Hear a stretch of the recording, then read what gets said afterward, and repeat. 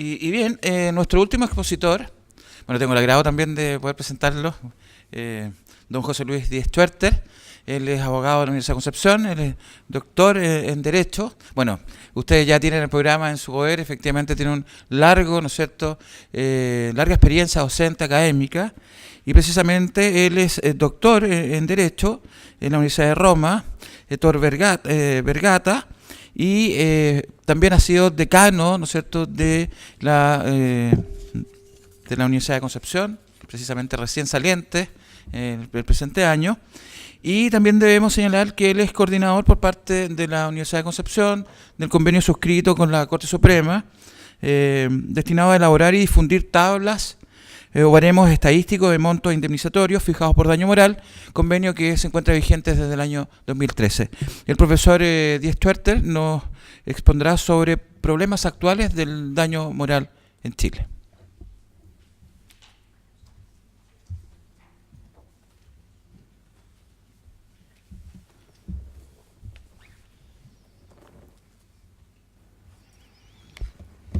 Aló. Bueno, muchas gracias por la presentación, por la invitación, en especial a Lorena Lemunao, a todas las instituciones que hacen posible ya esta tercera versión de estas jornadas de Derecho Civil. Para mí un agrado. Yo había estado el año pasado, le dije, Lorena, ya fui una vez, pero bueno, insistió y por cierto para mí va a ser un agrado porque una sola cosa que me gustaría agregar de mis antecedentes personales a lo que se dijo antes, que yo soy originario de esta provincia y siempre entonces estoy volviendo y siempre será para mí una doble alegría volver en el fondo a mi tierra. Yo hoy día quiero referirme, como dice la ponencia, a algunos problemas actuales del daño moral en Chile. Cuando me refiero a actuales, intentaré ver las cosas que en cierta medida han ido ocurriendo el último año o el último par de años, atendido que como ustedes anualmente están en este seminario, ya están actualizados de lo que ocurría al año pasado. Quiero enfocar mi exposición en tres temas. Algunas novedades sobre legitimación activa, luego referirme también a algunos antecedentes sobre daños morales masivos y finalmente algunas ideas sobre evaluación del daño moral. Como van a ver, mi exposición intenta, más allá de hacer profundas reflexiones, intenta al menos proporcionarle a ustedes antecedentes de casos recientes, de modificaciones legislativas recientes, aportarle datos en temas que, por la complejidad que tienen y el tiempo que se me ha asignado, por cierto, no pretendo aquí agotar, y que en todos ellos podrán haber visiones a veces contrapuestas, y eso lo dejo para las reflexiones personales que ustedes puedan hacer. Primero, sobre legitimación activa, yo quiero destacar en primer término cómo en el último año han habido pronunciamientos interesantes de la Corte Suprema sobre el problema de la transmisibilidad de la acción indemnizatoria por daño moral. Este es un problema que ya tiene entre nosotros y en derecho comparado una evolución ya larga. Pero lo novedoso no es el problema, lo novedoso es que la Corte Suprema se pronunció 2 veces el último año. Antes habían habido otros pronunciamientos anteriores yo quiero destacar estos 2 casos que aquí les he mencionado con el rol. Tratan ambos el problema de la transmisibilidad de la acción indemnizatoria por daño moral, pero son distintos entre sí. ¿En qué sentido?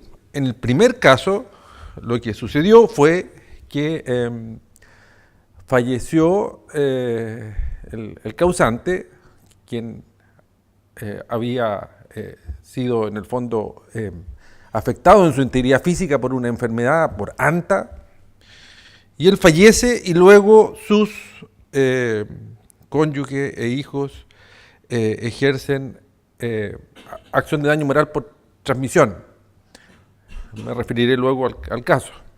En el segundo caso es interesante porque es distinto, aunque el problema de fondo es el mismo, pero tiene el rasgo distintivo de que fallece uno de los demandantes en primera instancia, luego del periodo vencido el periodo de discusión. O sea, ya fallece ya habiéndose ejercido la acción indemnizatoria. Entonces los dos se refieren al mismo tema, pero tienen esta particularidad. En el primer caso, lo que ocurrió fue que un trabajador contrajo ANTA en las cercanías, recuerdo, de Collipulli, y es trasladado a Santiago y en el camino fallece, creo, cercanías de Curicó. Su cónyuge e hijos deducen una acción indemnizatoria laboral del daño moral por transmisión que habría tenido este fallecido en contra de su empleador, a quien se le atribuye responsabilidad por el contagio de esta enfermedad. La Corte Suprema, acogiendo un recurso de unificación de esto, sede laboral, de jurisprudencia, lo acoge, dicta sentencia de reemplazo en esta sentencia 27 de diciembre del 2016, que su redactor es el profesor Carlos Pizarro, que aquí está participando en este seminario. Muy interesante sentencia. Yo no puedo entrar en mayores detalles. Incluso en la Universidad de Chile se organizó hasta un seminario para analizar solo esta sentencia, para que vean la trascendencia que tuvo. Se aparta del criterio que había tenido la Corte Suprema en una causa anterior que había causado mucho impacto, que era la 309-2006, que había establecido, la Corte Suprema había optado por la intransmisibilidad de la acción indemnizatoria por daño moral. Este problema podría dar, por cierto, para una conferencia y más que los 30 minutos que se me ha asignado.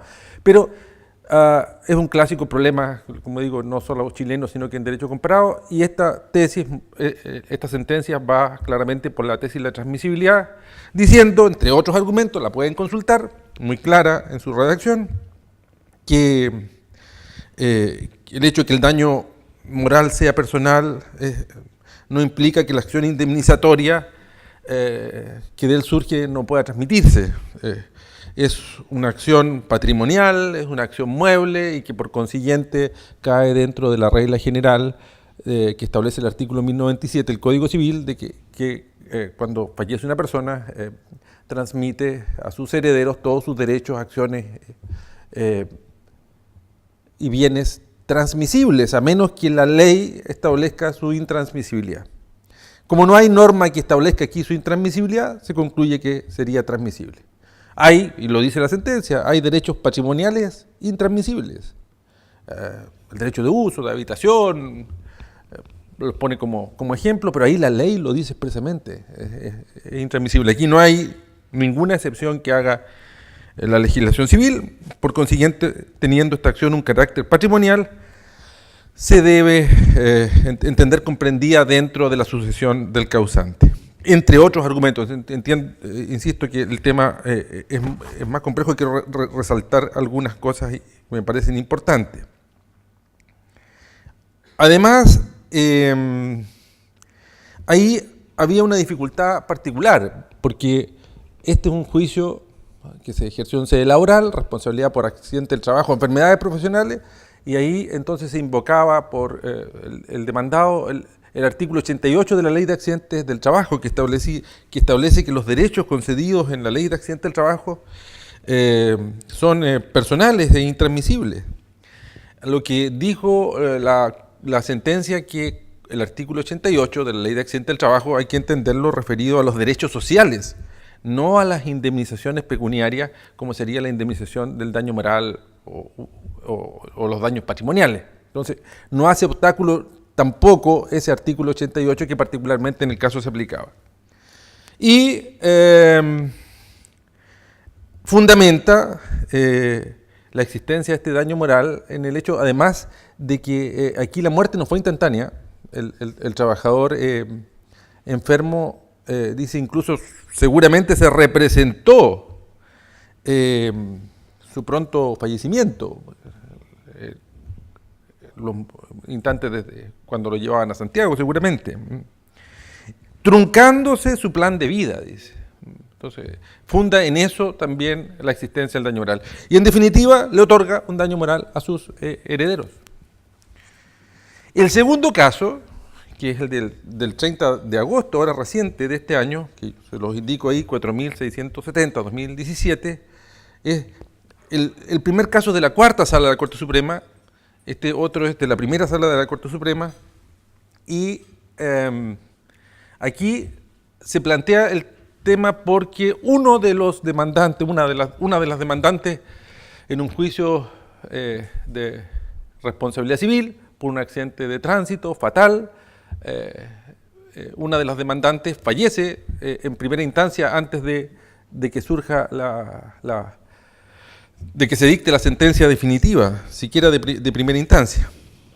También los argumentos son bastante similares. Este es un fallo 3-2 en todo caso. Es un fallo que tuvo 2 votos en contra, y el voto de mayoría, el fallo, da argumentos también en la misma línea que yo le había dicho anteriormente, cita abundante doctrina en la materia y agrega, resumiendo, porque si no, no vamos a alcanzar a ver el resto, que incluso da otro argumento que lo encuentro interesante. Dice, mire, cuando hay un litigio, hay un derecho litigioso, y la legislación civil admite la cesión de derechos litigiosos. El artículo 1911 del Código Civil admite la cesión de derechos litigiosos. Se podría ceder un derecho litigioso referido a un derecho litigioso de una acción indemnizatoria por daño moral. No hay ninguna norma que lo prohíba. El 1911 no excluye la posibilidad de que se puedan ceder los derechos litigiosos consistentes en demandas de daño moral en actual tramitación. Entonces, agrega incluso ese argumento que lo encuentro interesante. Digo, la situación es distinta porque fallece durante el transcurso del juicio y llega a idéntica conclusión, se transmite. En relación con esto, y aunque en realidad la reforma que yo se las he transcrito ahí no dice relación con el problema de transmisibilidad del daño moral de manera directa, les puedo señalar de que tengo referencias que en la práctica sí las está produciendo. No puedo dejar de mencionar aquí que se modificó este año el Código del Trabajo por la Ley 21.018 del 20 de junio de este año, sobre la competencia de los juzgados de letra del trabajo. En su letra F, el artículo 420 señalaba anteriormente que serán de competencia de los juzgados de letra del trabajo los juicios en que se pretenda hacer efectiva la responsabilidad del empleador derivada de accidentes del trabajo y enfermedades profesionales, con excepción de la responsabilidad extracontractual a la cual le será aplicable lo dispuesto en el artículo 69 de la Ley de Accidentes del Trabajo. Cambia la redacción y queda de la manera que yo ahí se las he transcrito. Se dan de competencia a los juzgados de letra del trabajo los juicios iniciados por el propio trabajador o sus causavientes en que se pretenda hacer efectiva la responsabilidad contractual del empleador por daños producidos como consecuencia de accidentes del trabajo o enfermedades profesionales. Respecto a la responsabilidad extracontractual, se seguirán las reglas del artículo 69 de la Ley de Accidentes del Trabajo. Antes de esta reforma, la jurisprudencia se había ido desde el año 2003 en adelante uniformando en el sentido de que si se accionaba por los trabajadores directamente afectados por acciones indemnizatorias por daño moral o material eventualmente, por accidente del trabajo o enfermedades profesionales, era competente la jurisdicción laboral. Si demandaban víctimas indirectas por rebote o por repercusión, era la sede extracontractual. Y se habían planteado algunos casos en que herederos de trabajadores fallecidos deducían acciones en sede laboral por el daño por transmisión, usualmente todos los casos que conocí eran por daño moral por transmisión. Ahora, los casos eran pocos y llevaba al problema sustancial de si el daño moral es transmisible o no, y se había ido imponiendo desde la sentencia 309-2006 de la Corte Suprema la idea de que era intransmisible. Entonces, en la práctica casi no habían acciones de daño moral por transmisión en sede laboral. Se modifica esto y yo aquí destaco, esto podría dar para muchos comentarios el alcance que tiene esta ley, esta modificación, pero yo quiero destacar una cosa. Pocas veces he visto que haya una discordancia tan grande entre la historia de una ley y lo que resultó siendo el texto de la ley. Si uno ve la historia de la ley, a mí me queda la sensación de lo que buscaron, lo que se buscó con los proyectos que condujeron a esta ley, a esta reforma legislativa, fue que las víctimas indirectas pudieran accionar también en sede laboral, puesto que yo había incluso hace más de 10 años había escrito un artículo que decía hay una dualidad de jurisdicciones muy distintas, sede laboral, hoy día más encima con un procedimiento mucho más breve, con otras particularidades, con gran parte oral, en fin, y a eso le espera al trabajador en caso de acciones de daño moral por accidente de trabajo o enfermedades profesionales no fatales. Y resulta que cuando hay muerte tenían que ir a la justicia civil, seguramente juicio ordinario, mayor cuantía, procesos largos, en fin. No parecía que acciones, lo había escrito, que acciones que tengan idéntica causa muchas veces tengan incluso que tramitarse en sede distinta. Ocurría o puede ocurrir todavía en accidentes graves a trabajadores donde él va a tener que recurrir a la sede laboral y las víctimas indirectas a sede civil, trabajadores tetraplégicos, parapléjicos, por ejemplo. ¿Qué dice la historia? Todavía existe un amplio sector de la población que ha quedado con sus derechos, que ha visto cómo sus derechos de naturaleza laboral deben ser ejercidos en sedes que naturalmente no le pertenecen, como la sede civil. Ello ocurre, por ejemplo, se alude expresamente en la historia, con las viudas y los hijos de los trabajadores fallecidos por accidente del trabajo o enfermedades profesionales. Entonces, la idea que a mí me queda analizando la historia de la ley es que lo que se buscó es que las acciones de las víctimas indirectas vayan también a sede laboral, al menos la de las víctimas indirectas herederos.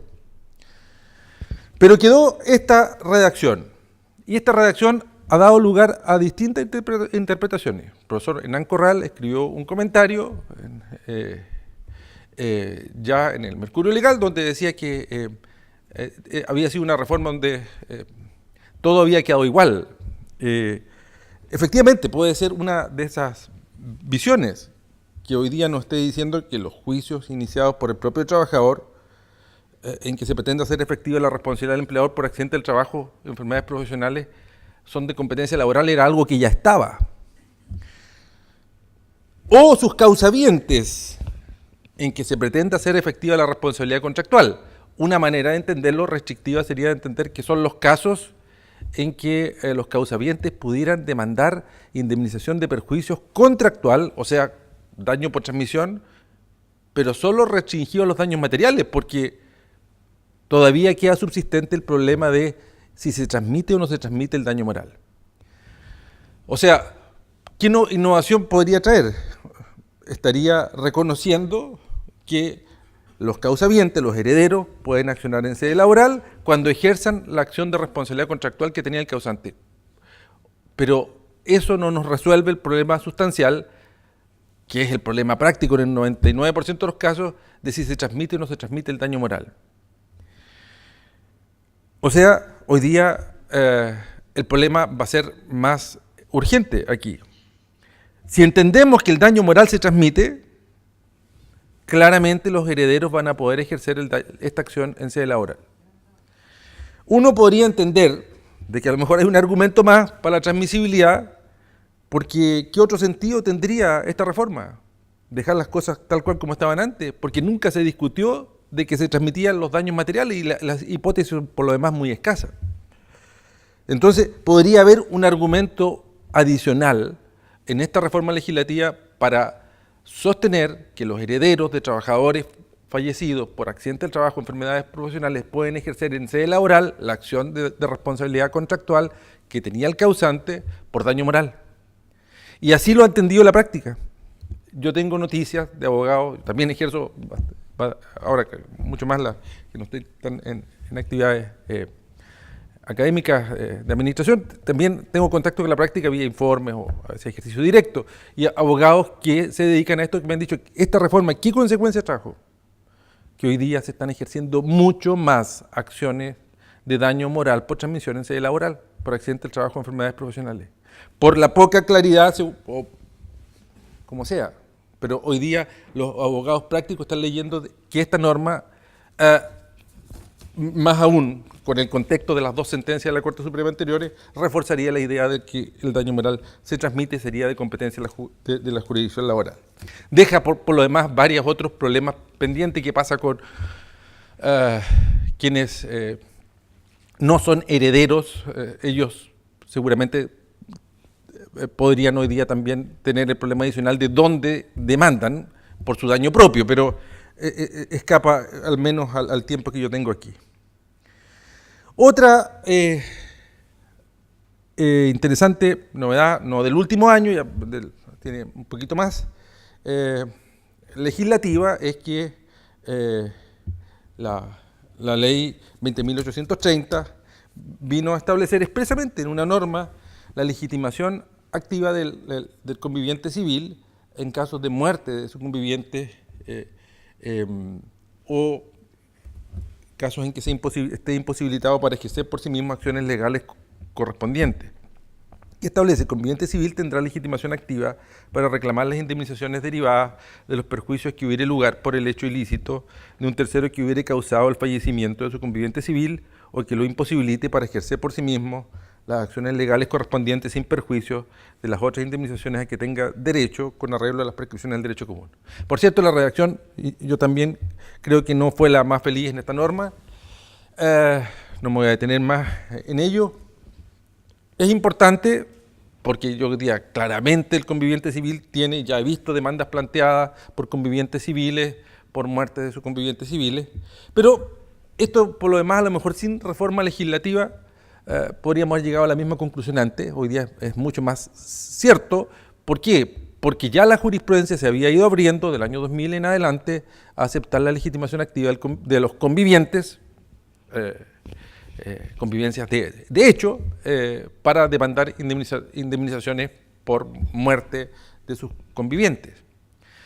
Ahora, abandonando toda una visión que en Chile, y también el derecho comparado, en alguna época entendió que los convivientes, incluso convivientes heterosexuales, no tenían un interés legítimo para demandar indemnización de perjuicios, puesto que su daño derivaba de una situación extralegal, por resumirla de alguna manera.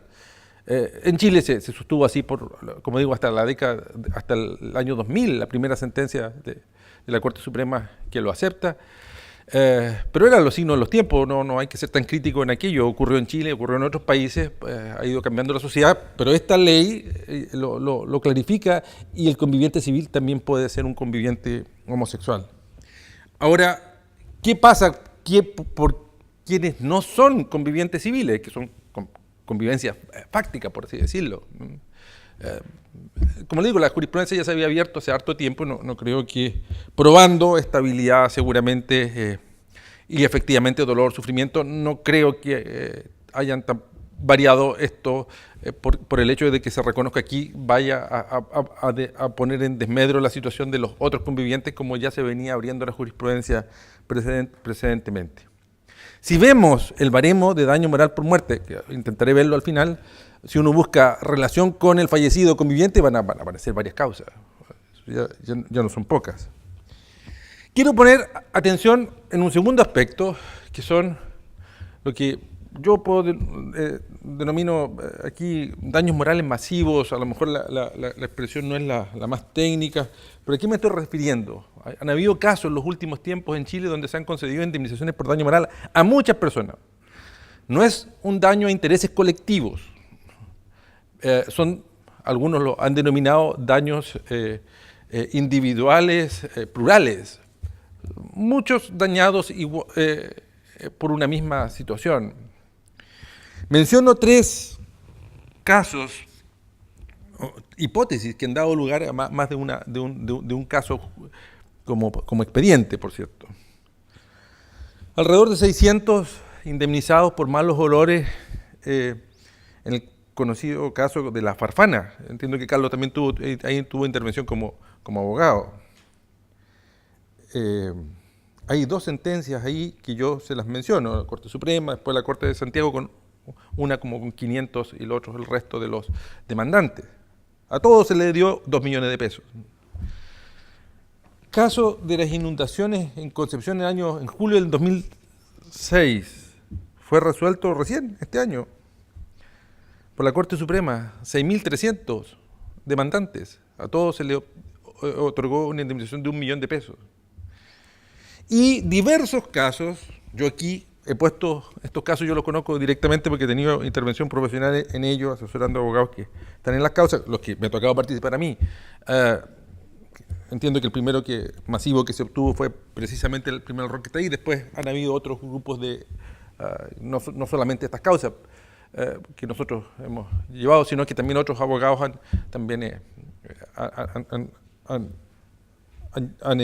obtenido otros casos, pero estos son varios cientos de damnificados por silicosis. La diferencia, yo quiero destacar, las primeras, salvo la última, fueron ejercidas en sede civil. La última, el último rol que yo le señalo ahí, que fue del 16 de noviembre, esa fue en sede laboral. Las primeras fueron, básicamente, porque hay muchas situaciones y son muchos damnificados, básicamente por silicosis diagnosticada.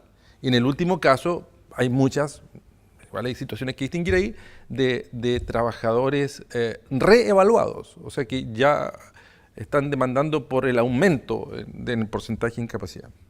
Entonces, vean aquí cientos de damnificados en cada uno de estos 3 casos, me refiero más que juicios, casos fácticos.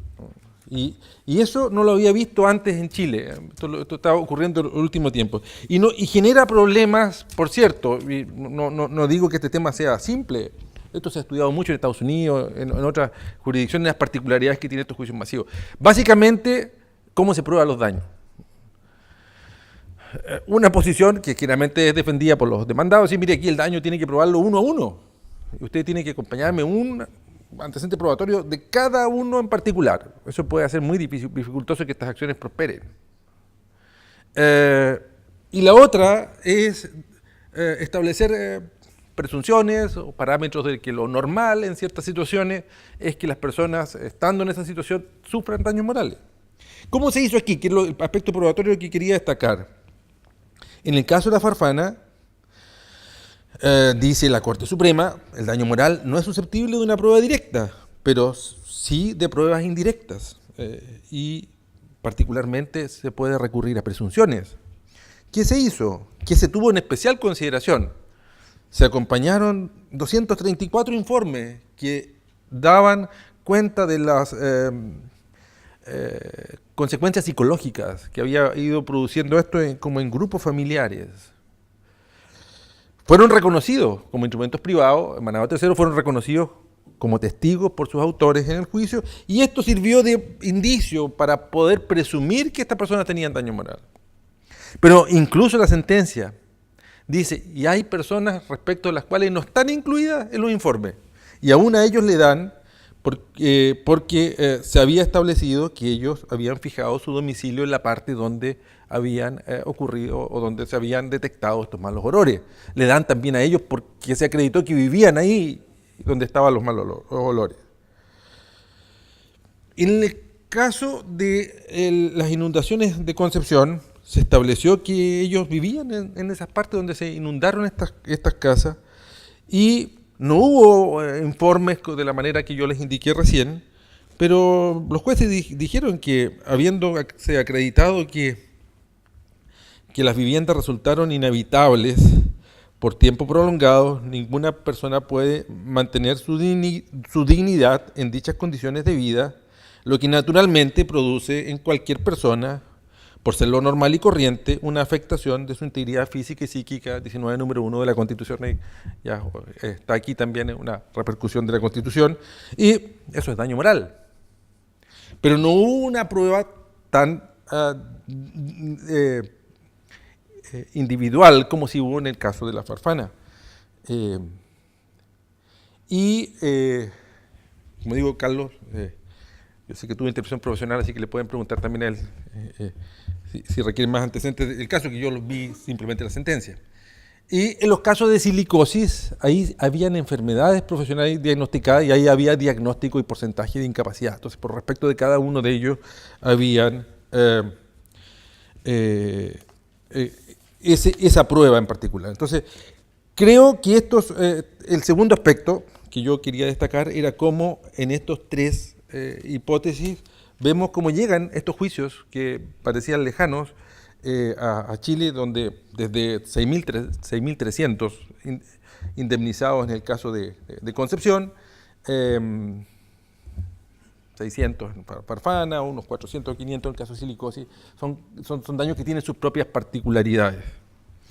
Finalmente, y el último aspecto, y con esto termino, quería señalar, como lo que puede ir pasando último tiempo, quería destacar tema de evaluación de daño moral, como hoy día en Chile se cuenta con una herramienta y próximamente esperamos contar con una segunda, que es la elaboración de baremos, que son bases de datos de jurisprudencia ante ciertas hipótesis de daño moral. Ya está disponible desde el año 2013 una en materia de daño moral por muerte, que está consultable en la página del Poder Judicial, en esa dirección que yo le señalo ahí. Y pronto, ya esta semana incluso vamos a hacer una presentación cerrada de la base de datos funcionando, para que recibir las últimas observaciones. Hablo más, no debería estar más allá de enero, diciembre, enero, disponible un segundo baremo que es de daño moral por lesiones constitutivas o derivadas de accidentes de trabajo o enfermedades profesionales. Primer caso, hay alrededor de 1.400 casos de daño moral por muerte introducidos en esta base de datos desde que se digitalizaron los procesos en Chile, civiles y penales. Hay tanto acciones civiles en procesos civiles como acciones civiles en procesos penales. Y el segundo está construido por todas las sentencias que están desde la reforma laboral en adelante, y hay alrededor también de 1.300 casos. Y en este segundo caso, veremos que no se lo puedo mostrar porque todavía no está, como digo, disponible, pero cuando lo vean en un mes y medio más, lo que se buscó, la hipótesis muerte es una sola, pero lo que se buscó, y por eso nos demoramos harto más en el de lesiones constitutivas de accidentes de trabajo y enfermedades profesionales, porque ahí no hay solo una consecuencia, como la muerte. Pueden haber muchas médicas. Entonces, lo que se hizo ahí fue tomar la descripción de las lesiones y de las secuelas que se hacían en las sentencias, muchas veces reproducidas de los escritos de los abogados, los antecedentes que hubieran en el proceso, y aparte de conservar esa descripción y con buscadores que permiten buscar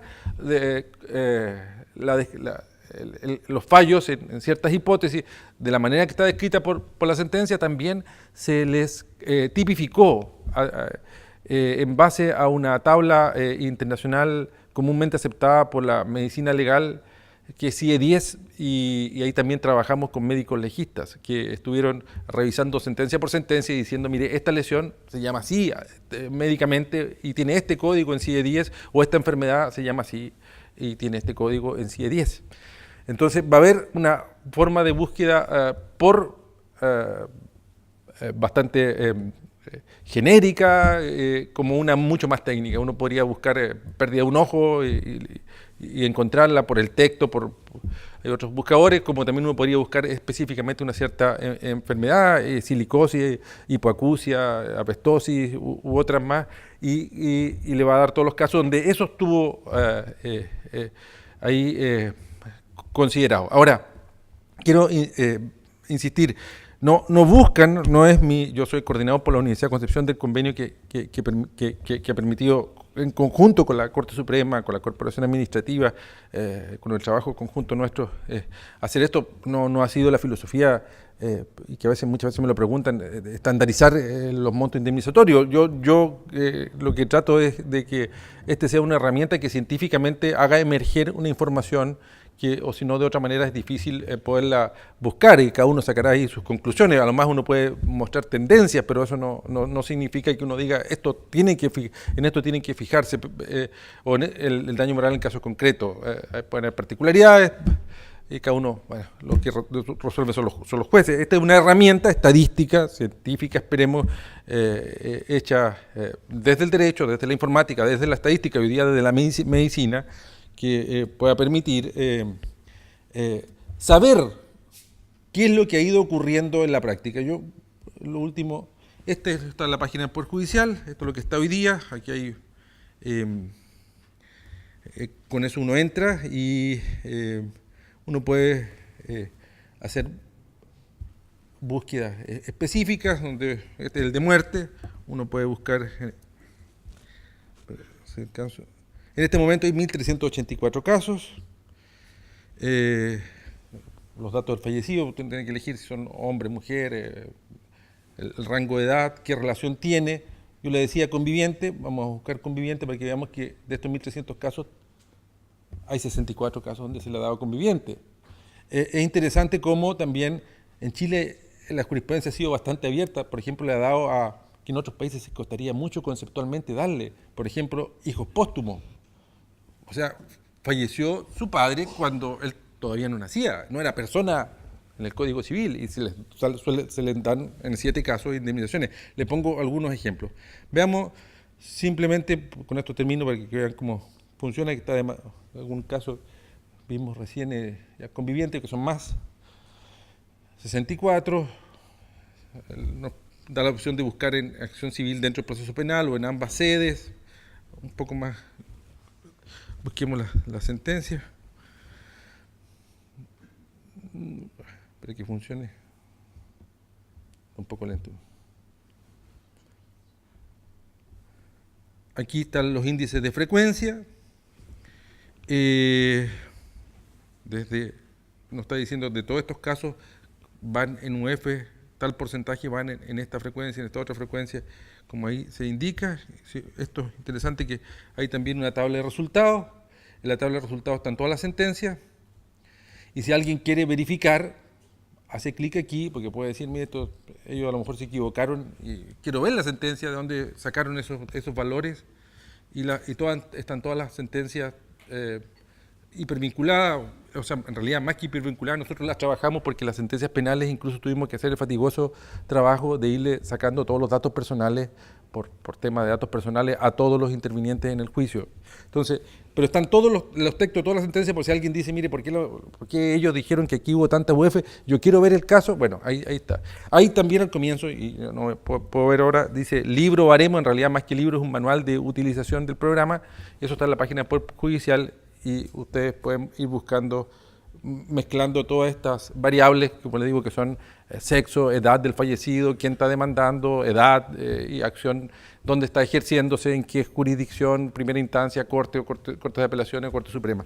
Y les puedo ir diciendo más o menos estos son los valores, pero yo insisto, no es la filosofía que mueve al equipo que está haciendo el baremo que esto se estandarice, es hacer emerger una información que estaba pública, por cierto, porque las bases de datos en Chile uno puede entrar hoy día con los roles, pero es como encontrar una aguja a veces en un pajar y hacerlo más amigable y más científico que lo puedan tener los usuarios. Ahora lo mismo se hará con lesiones derivadas de accidentes del trabajo y enfermedad profesional, en un tema que, como le digo, ya es más técnico, porque la muerte es un hecho, las lesiones y las enfermedades admiten una gran tipología. Eran estos 3 aspectos que yo quería destacar hoy día. Primero, las novedades que han habido sobre legitimación activa. Recapitulando, básicamente las sentencias interesantes que han aparecido sobre transmisibilidad del daño moral, cuando ha fallecido antes o durante el juicio, que han sido las 2 dictadas en el último año, cómo esto puede incidir en sede laboral, porque está haciendo que la reforma del 420 del Código del Trabajo está incitándole en la práctica a que se ejerzan acciones de daño moral por transmisión en sede laboral, más aún con esta jurisprudencia, y esto va a llegar, y esto sin perjuicio que después pudieran demandar el daño propio en sede civil. Y luego, y le destaqué también el tema de la legitimación que tiene el conviviente civil, hoy día la ley de acuerdo de unión civil, y estos daños masivos que ya en Chile no son tan pocos casos. Hay 3 casos, y podríamos mencionar un par más, donde se ha pasado las 400 o 500 personas indemnizadas en un juicio que genera sus propias particularidades, sus propios problemas. No lo quiero votar, simplemente decirle, estas son las novedades, a lo mejor esto es un poco lo que viene. Muchas gracias.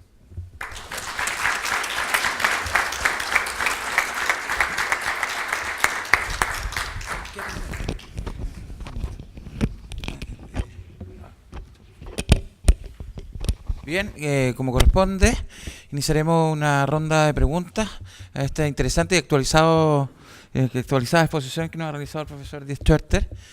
Por favor, concedo la palabra. ¿Alguien? Doña María Verónica ahí nos quiere una pregunta. Buenas tardes, profesor. Mi consulta es respecto de la modificación del artículo 420 del letra F del Código del Trabajo. ¿Considera usted que sería posible hacer una interpretación extensiva de la norma en cuanto a que los familiares del trabajador, por ejemplo, fallecido, pudieran también demandar en sede laboral por daño propio, indemnizaciones por daño moral en virtud de esta última modificación? Mire, como quedó la norma, yo lo vería difícil, pero como yo partí diciendo, si uno tiene presente la historia de la ley era clara, incluso hablaba, la idea de esta ley es que la viuda y los hijos ya no tengan que ir a sede civil, vayan a sede laboral. No sé si el elemento histórico puede ser tan fuerte como para cambiar lo que el tenor literal pueda hacer emerger, pero sí le digo que los juzgados dos cosas prácticas. Primero, si puede ocurrir, está ocurriendo. O sea, yo conozco varios roles de varias causas donde hoy día se han ejercido en sede laboral acciones de daño moral por daño propio. Particularmente cuando no tienen problemas de prescripción, lo intentan. Los abogados, más allá de si esto técnicamente no, lo están intentando. En algunos de estos casos se ha llegado a acuerdo. No se olvide, más allá de lo jurídico, a veces lo que se trata es de que el problema se termine o solucionarlo, y además la estructura que tiene el juicio laboral hace que la audiencia preparatoria muchas veces se llegue a acuerdo. En algunos de estos casos se han llegado a acuerdo, más allá de que técnicamente se pueda o no. No he visto casos que se llegue hasta el final todavía, porque no han salido sentencias o porque han llegado a acuerdo. Entonces, a lo que usted me dice, si se puede, uno lo puede pensar, mirando la historia, claro que lo puede pensar. La letra va en otra dirección, pero esa otra dirección significaría prácticamente entender de que quedaron las cosas prácticamente iguales, y usualmente las reformas legislativas no se hacen para que las cosas queden iguales, es para cambiar en algo. Pero claro, ahora, la norma genera aún en una interpretación amplia, genera algunas dudas. Por ejemplo, habla de los causavientes. ¿Y qué pasa con las víctimas indirectas que no son causavientes? Ahí yo podría entender de que hoy día, dentro de un terreno que puede ser discutible, sería menos discutible si los herederos o causavientes ejercen en sede laboral su demanda por daño propio. Ahora, ¿qué pasa cuando un no heredero ejerce? Habría a lo mejor menos posibilidades de que prosperara una interpretación en ese sentido. Ahora, antes hubo 4 o 5 proyectos legislativos que apuntaron a lo mismo. Había uno de la senadora Isabel Allende, que a mí me parecía que el más técnico, que hablaba de víctimas directas e indirectas, no de heredero, y era claro en llevar a la jurisdicción laboral. Creo que quedó mal redactado. Creo que al final, ¿cuál va a ser? Y espero que pronto se reforme nuevamente esto. ¿Por qué? Porque esto va a generar Lo único que va a generar más pleito, más juicio, más incerteza, porque hoy día, ante muerte, le aseguro que van a partir, en muchos casos, con una demanda de daño moral por transmisión, capaz que los propios estos herederos ejerzan su acción laboral por daño propio, a lo mejor hay problemas de competencia y después, sin perjuicio, que la puedan ejercer en civil. O sea, con esta reforma, yo creo que el tema se enreda más que se aclara. Bien, hay otra pregunta. Por favor, el micrófono para que... En realidad tenía una pregunta de otro tema que era muy breve, pero el que estaban conversando recién es tremendamente interesante. Me parece que durante mucho tiempo la discusión se centraba en una cosa que era muy superflua, como saber si el trabajador había fallecido con o sin dolor, o sea, de forma instantánea o después de un tiempo, que era lo que comentaba usted, profesor. Y me parecía que esa solución era buscar un detalle para llegar a una respuesta que requería mucho más explicaciones. Pero me da la impresión que el juicio laboral no puede tener una raíz extracontractual porque exige un contrato de trabajo y siempre el tribunal laboral va a conocer de temas contractuales, porque si no hay relación laboral no hay competencia. Me da esa impresión. Entonces, extenderlo al daño propio que pueda sufrir un tercero ajeno a esa relación laboral y que no reclama en su calidad de continuador, como podría ser el heredero en un juicio civil respecto de un vínculo contractual, me parece que puede ser un exceso, correr un poquito más allá la valla de donde corresponde. Es como una inquietud. Entonces, más allá de un concepto de justicia, de que tienes a dos personas que tienen un daño muy similar entre ellas, frente al mismo hecho, una puede accionar por vía laboral y la otra no, pero hay una razón, más allá de ese aparente conflicto de justicia y que está relacionado a la existencia ¿no? de un vínculo contractual. Entonces, esa parte como que me da la impresión que es una muralla, una piedra de tope. Y la otra, la consulta que tenía, es sobre esos procesos de acciones de daños morales masivos que comentaba. Si en esas sentencias aparece en alguna forma liberada la exigencia probatoria por la sola presunción del vínculo. O sea, si se libera al demandante de la obligación de probar por el solo hecho de ser, por ejemplo, familiar de algún lesionado o fallecido, por ejemplo, que también creo que ha sido un tema de discusión, si basta el vínculo de parentesco para justificar una presunción del daño moral. No sé si me expliqué bien. Sí. Ahora, sobre la primera solución, un comentario bien breve. Yo creo que es un tema de política legislativa. O sea, uno puede hacer consideraciones de justicia, pero a la larga yo creo que para el sistema, a mi modo de ver, resultaría más eficiente incluso de que todas las acciones se conozcan en una misma sede. No digo laboral o civil, para mí la laboral, por una razón unificante que en ambas los daños provienen de la infracción de una misma obligación, que es la obligación de seguridad. Segundo lugar, y esa es mi percepción, es que creo que el juicio laboral se comporta muy bien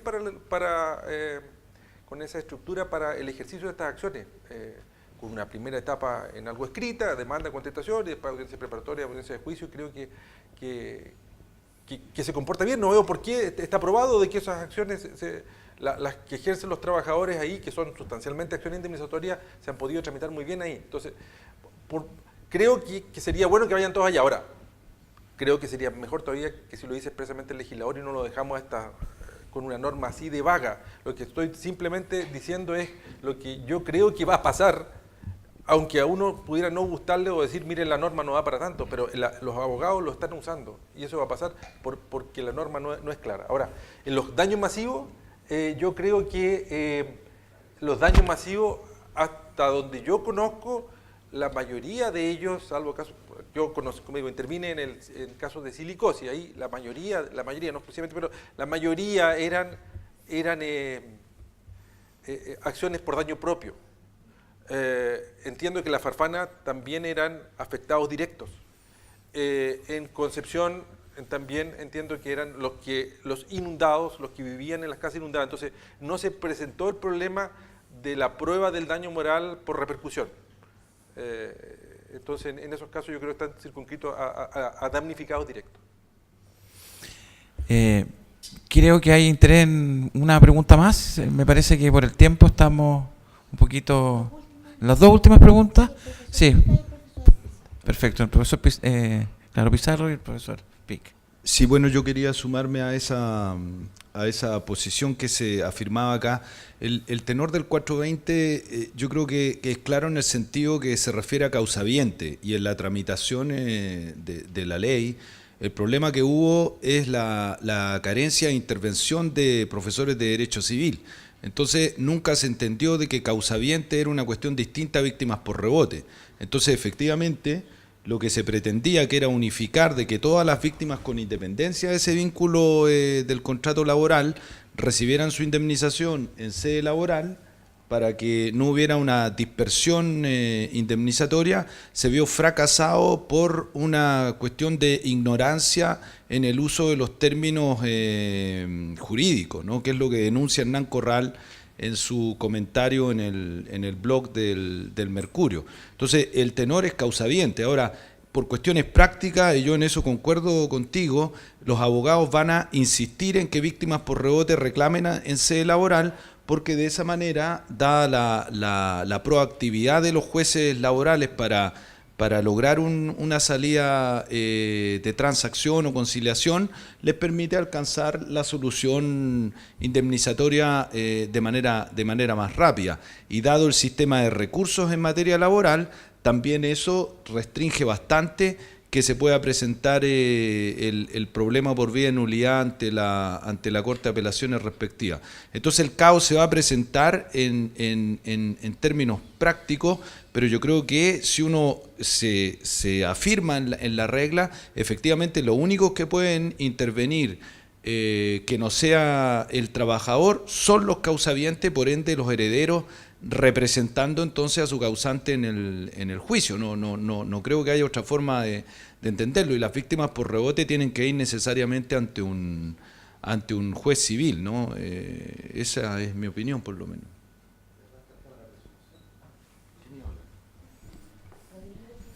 Profesor Pica.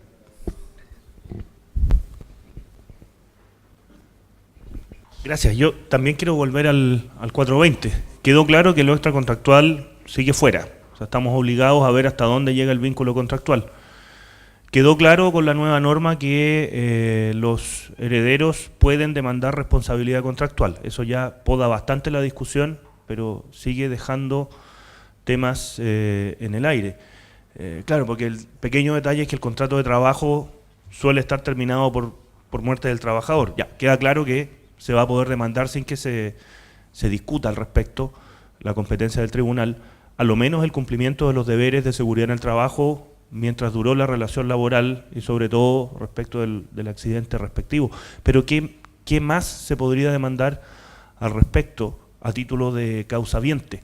Y por otro lado, preguntar si se ha visto alguna discusión en torno a la competencia del tribunal aplicando la regla de la extensión del COT, que en general en materia laboral se invoca poco. A ver, lo último no lo entendí bien. Si en torno a la competencia del tribunal, si en torno a la competencia del tribunal, cuando se demanda a título propio o cuando aparecen las víctimas por rebote, ¿ha habido alguna discusión o alguna sentencia que aborde temas de competencia en torno a la regla de la extensión, las reglas generales de competencia? A ver, primero concuerdo en el primer comentario. Yo a lo mejor no fui enfático en decir, una cosa, el texto que está ahí, podemos dar esa mirada. Yo puse énfasis en lo que estoy viendo que está ocurriendo en la práctica. Ahora, que combinando la primera parte de mi intervención, por eso la puse el 420 después de la sentencia de transmisibilidad por daño moral. El último año hay dos precedentes importantes de la Corte Suprema sobre transmisibilidad de la acción indemnizatoria por daño moral. Hasta antes de esto, la sentencia que había causado bastante estabilidad era la 309 de 2006, que iba por la intransmisibilidad. Entonces hoy día, como se está abriendo la puerta, no digo que porque esto puede cambiar, pero como se está abriendo la puerta a que se transmite la acción indemnizatoria por daño moral, ¿qué acciones, qué cosa práctica y discutida sí puede traer el 420, tal cual como está ahí y hasta en una visión restringida? Que se ejerzan en sede laboral acciones indemnizatorias por daño moral del causante, del trabajador fallecido. Aquí habrá que distinguir Si la muerte no fue instantánea, como dice la sentencia que redactó Carlos, él se representó seguramente que iba a morir, eso le produjo un agobio. Pero además frustra el proyecto de vida. No olviden que el tema, incluso hay muchos autores que dicen que hasta el profesor Pablo Rodríguez dice en su libro, hasta en las mal llamadas muertes, dice, instantáneas, él sostiene que es transmisible. Entonces, a lo mejor vamos a entrar en esa discusión, ¿fue instantánea, no fue instantánea? ¿Estuvo consciente o no estuvo consciente? Pero al menos en los casos en que el trabajador no fallece instantáneamente y en que estuvo consciente, como ocurrió en el caso de diciembre del año pasado, esas demandas hoy día seguramente van a tener más probabilidades de que se ejerzan y se acojan en sede laboral, por la combinación de la regla de competencia nueva más la tendencia jurisprudencial. Ahora, ¿se podrían haber ejercido antes? Sí, se podrían haber ejercido, pero estaba debilitada la posición de la transmisibilidad de la acción indemnizatoria por daño moral y aparte que hoy día yo creo que refuerza eso de que se menciona expresamente en el 420 letra F a los causavientes por responsabilidad contractual, que sería esta. Ahora, las que nunca ha habido discusión es que se puedan ejercer las acciones por transmisión de daños materiales, pero los casos pueden ser muy escasos. Estoy pensando en un trabajador que no solamente muere, sino que aparte de eso, en el accidente donde él murió, se le rompe un caro equipo que era de su propiedad, daño emergente, por ejemplo, o su automóvil, porque él iba manejando un automóvil propio. Pero esos casos son muy escasos. El impacto puede tener con daño moral. Ahora, si he visto planteado lo que me señala respecto del Código Orgánico, no lo he visto planteado porque todavía no están saliendo sentencias. Como digo, o han llegado a acuerdos, están en tramitación las que yo conozco, los roles que yo conozco. Ahora, lo que sí le digo, que los tribunales laborales, pero yo no soy experto ahí, pero hay varias materias que uno la mira hoy día con el tiempo y dice, a lo mejor en una primera mirada, esto estaba fuera de la competencia de los juzgados laborales y se han ido llevando una serie de cuestiones a la jurisdicción laboral que no están tan claras. Entonces, no son tan estrictos, esto es la apreciación subjetiva, los jueces laborales para aceptar ciertas materias dentro del ámbito de su competencia. Ahora, ¿cuál sería el punto unificador? La obligación de seguridad, porque ambas la invocarían tanto los trabajadores directamente afectados como las víctimas indirectas. Ahora, y con esto quiero insistir, yo creo que la solución no va por ahí empezar a hacer todas estas distinciones, la solución a lo mejor sería volver sobre una nueva reforma legislativa que deje las cosas claras y no incurra incluso en estos errores como los que denunciaba Carlos. Lamentablemente, con que salga rápido una nueva reforma legislativa, pero de momento esto va a enturbiar más que solucionar el punto. Gracias. Un aplauso para el profesor José Luis Díez. Bien, procederemos a una ceremonia de cierre, por llamarlo de alguna forma. Invitamos a doña Lorena Limunao, precisamente a dar las palabras de cierre y también creo que hay unos obsequios para los participantes.